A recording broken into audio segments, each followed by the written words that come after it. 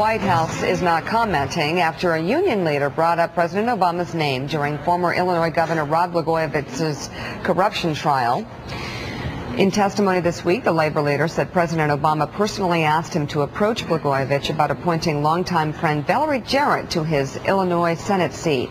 Defense lawyers claim that the union leader's version of events contradicts what the Obama administration said took place. And yesterday, White House Press Secretary Robert Gibbs brushed aside questions about the testimony.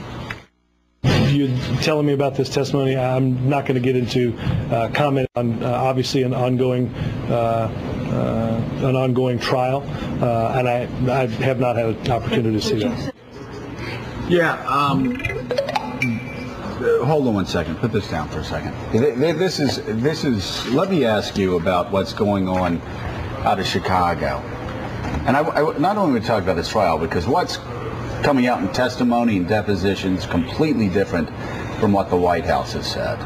According to the testimony, the White House was very locked in on this process when they claimed that there was not a case. I want to talk about that. Then I want to talk about Mark Kirk as well, because for some reason Chicago, the so-called second city, lives in a parallel universe, and we don't talk about it enough here in, I mean, I can't believe we're not following this trial more closely or Mark Kirk more closely, because it touches on politics in D.C. so much. If this were a New York trial, and this would be gripping the media and the nation. So there is a huge disconnect between what the Obama administration has been saying and what is coming out in testimony. The Chicago papers are all over. You know, we have to talk about context before in terms of the Kagan hearings and the Pentagon recruitment thing.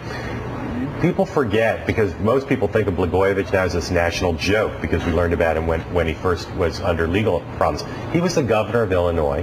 He had presidential aspirations. He was a player, a huge player. So people like Barack. And in 2002, Barack Obama got together with him, backed him. I mean, so if you were a senator from Illinois like Barack Obama or a congressman from Illinois like Rahm Emanuel, that was your governor. You had to deal with him. They knew he was a little bit off. They knew that he was tough to deal with, but they dealt with him. They had to. And the stuff that's coming out in the trial makes that clear. That open Senate seat was something that they weren't being passive about. They cared about. But they claimed, though, that they were. And I remember we had David Axelrod on here, and they were quite insistent that they just did not care and did not do anything. And frankly, it sounded a little strange to me. Right. There would not be the Chicago or Illinois way to let something of value just float away.